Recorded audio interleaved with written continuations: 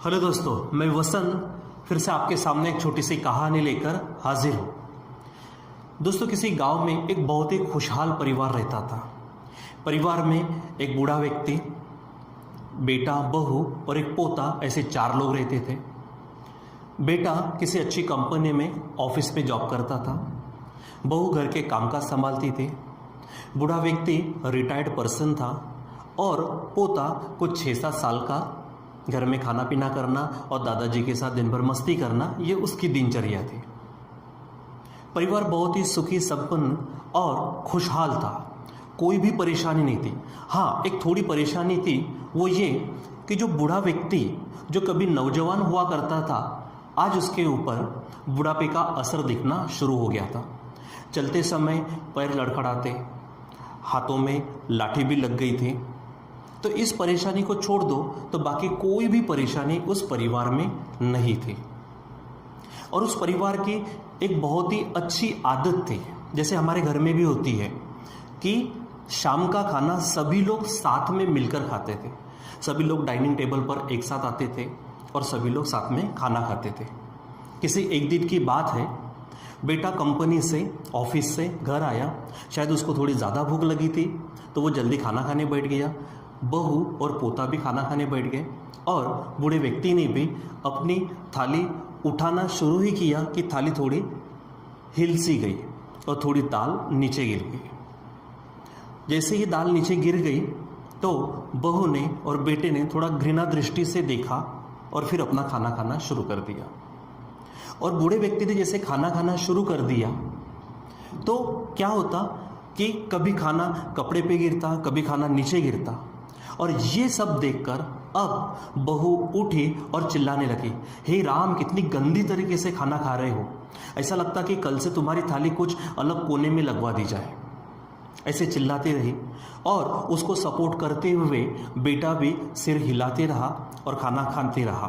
खाना खाने के बाद में सब लोग अपने अपने रूम में चले गए।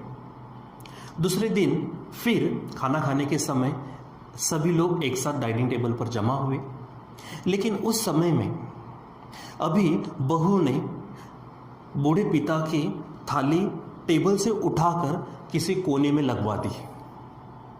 बूढ़ा व्यक्ति ये देखकर उसके आंखों पे थोड़े आंसू झलक उठे, लेकिन उसने कुछ कहा नहीं और कोने में जाकर खाना खाने लगा। वहाँ पर भी वही खाना थोड़ा इधर गिरता, कभी थोड़ा उधर गिरता।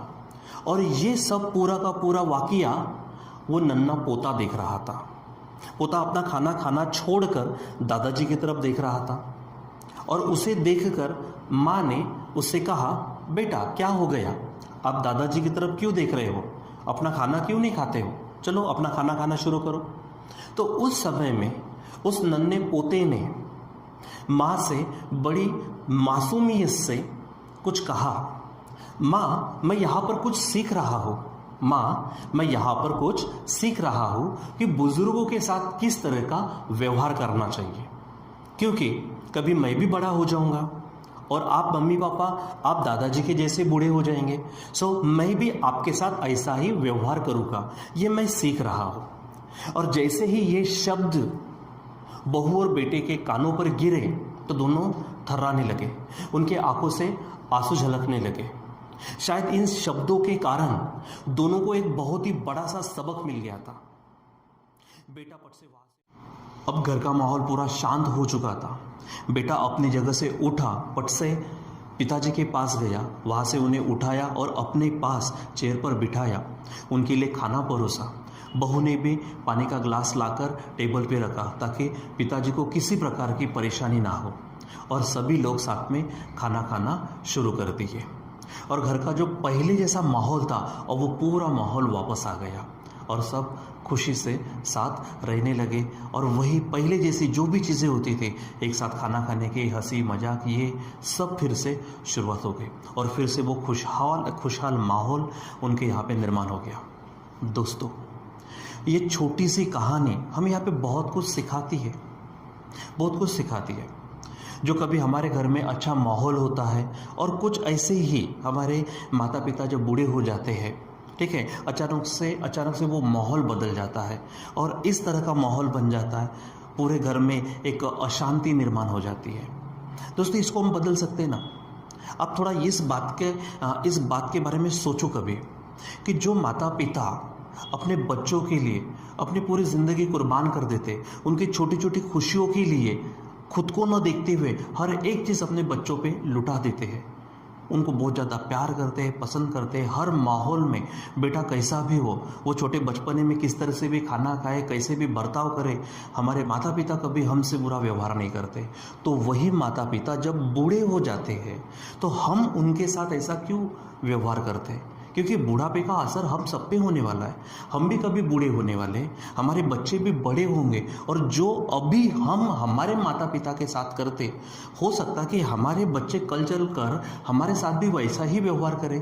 तो क्या हमको ये माहौल पसंद होगा? क्या हमको वो व्यवहार नहीं, वो दुर्व्यवहार हमको पसंद होगा? तो नहीं, कभी हमको ये व्यवहार पसंद नहीं होगा। तो दोस्तों, जो हम चाहते हैं कि हमें भी हमारे फ्यूचर में, हमारे बुढ़ापे में वो सब सारी खुशियाँ मिले, वो सब खुशहाल माहौल मिले, सो आज हमें हमारे माता पिता को वो माहौल देना पड़ेगा, ताकि ये सब देखकर हमारे बच्चे भी हमको वैसे ही माहौल में रखें, हमको वैसे ही खुशियाँ दें। दोस्तों, ये एक छोटी सी कहानी हमें बदलाव ला सकती है, बस बदलाव ज़रूरी है। मैं ये नहीं कहता कि इस तरह का माहौल हर घर में होगा, लेकिन मैक्सिमम जगह पर, सोसाइटी में मैक्सिमम जगह पर इस तरह से व्यवहार, इस तरह से दुर्व्यवहार होता है दोस्तों, और देखकर सुनकर बड़ा दुख पहुंचता है।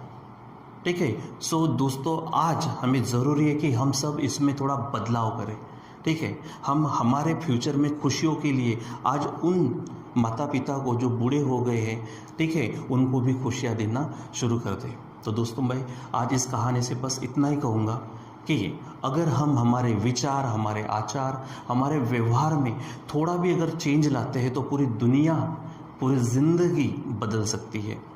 सो हम इतना ही कहेंगे इस छोटी सी कहानी के ज़रिए। एक छोटा सा संदेश अगर आपके पास पहुंचता है दोस्तों, सो मैं कहूँगा कि मेरी इस छोटी सी कहानी का बहुत ज़्यादा सफल हो गया है, बहुत ज़्यादा फ़ायदा हो जाएगा। बहुत सारे लोगों के साथ ये वीडियो आप शेयर करिए। और दोस्तों, फिर से एक बार कहूँगा, लेट्स चेंज। Thank you.